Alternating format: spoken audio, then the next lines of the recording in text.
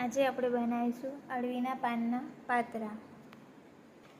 તેની જે નસો આવે છે તે આપણે કાપી લેવાની। સૌપ્રથમ આને ધોઈને કોરા કરી લેવાના છે અને એની જે નસો આવે છે એ આપણે કટ કરી લીધી છે। હવે પાતરામાં લગાવવા માટે આપણે એનું બેટર બનાવી દઈશું। તેના માટે આપણે બેસન લઈશું।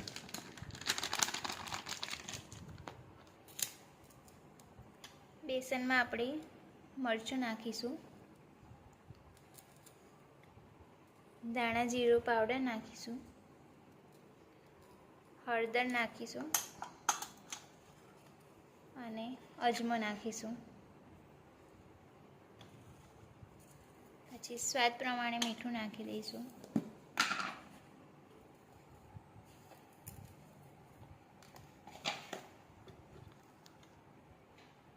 ચપટી હિંગ નાખીશું। મસાલા બધા મિક્સ કરી દઈશું હાથથી। પછી એમાં જરૂર પડે એમ પાણી ઉમેરી અને મિક્સ કરીને હલાવીશું।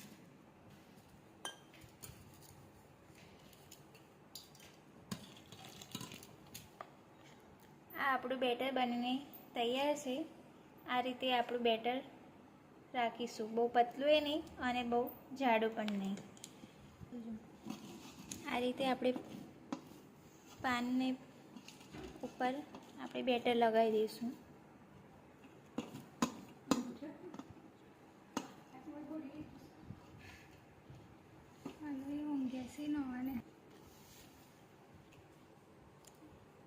આવી રીતે બીજું પાન મૂકી દઈશું, એના ઉપર પણ બેટર લગાવીશું।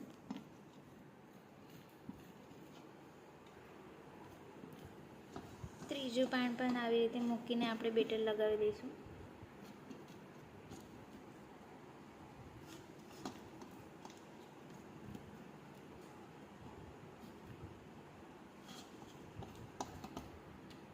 પાનને આપણે આ રીતે વાળીને ફોલ્ડ કરી દઈશું।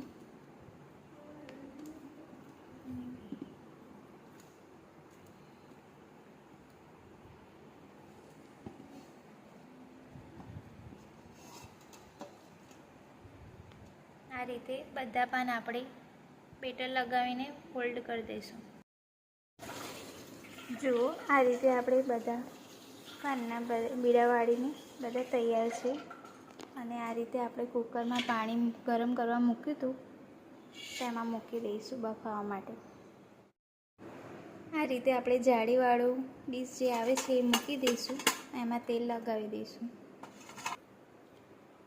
આ રીતે આપણે બધા પાન મૂકી દઈશું।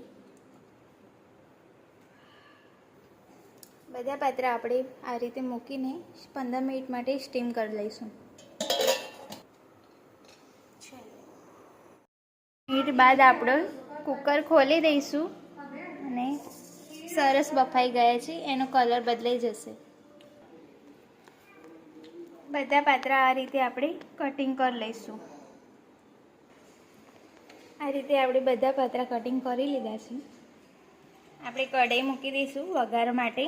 તેમાં તેલ લઈશું। જો તેલ ગરમ થઈ ગયું છે તેમાં આપણે રાઈ નાખીશું।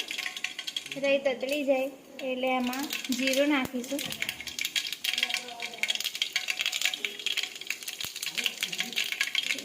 મીઠો લીમડાના પાન નાખી દઈશું।